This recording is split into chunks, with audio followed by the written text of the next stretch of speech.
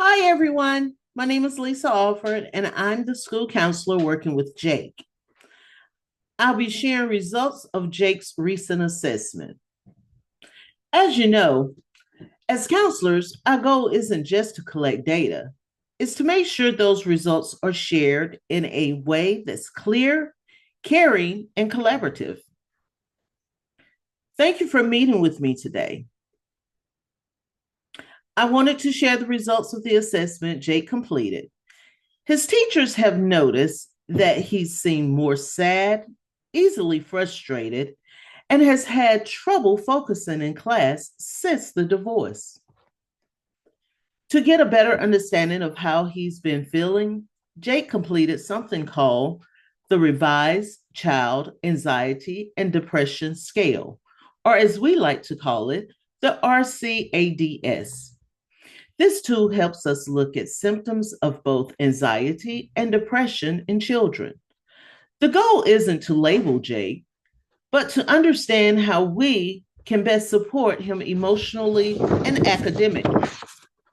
Jake's results showed that his anxiety levels are within the normal range for his age, but his depression score was high enough to be considered clinically significant. This means he's likely experiencing more sadness, low motivation, or a loss of interest in things he used to enjoy. These results fit with what we've been seeing at school, that he's having a harder time focusing and seems more easily upset.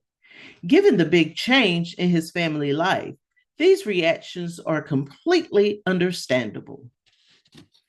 I want to reassure you that this doesn't mean Jake has a permanent disorder.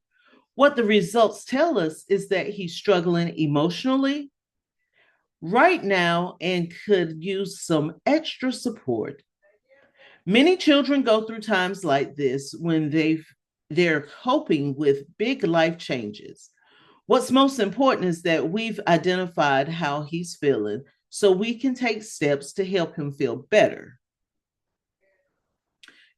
For example, you might be wondering, does this mean Jake is depressed? The assessment shows symptoms of depression, but we use this information as a guide, not as a diagnosis. You might also ask, could this just be a reaction to the divorce? Yes, absolutely. It's very common for children to feel sad, angry, or confused when their family dynamics change.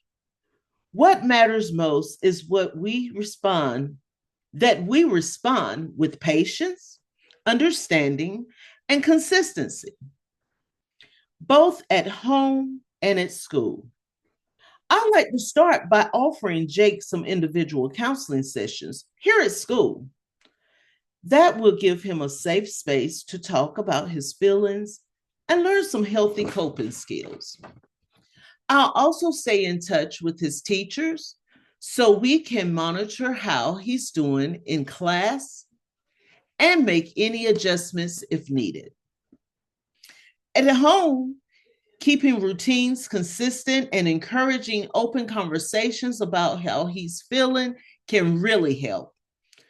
If he if his sadness continues or gets stronger, we might also consider a referral to a child therapist who can provide more specialized care. One main goal is to make sure Jake feels supported, understood, and confident again, both in the classroom and at home. I really appreciate you taking the time to meet and for being such an important part of Jake's support team. Together, we can make sure he has the tools and encouragement he needs to feel better and succeed. Thank you for your partnership and for your care for Jake's well being. Do you have any questions for me?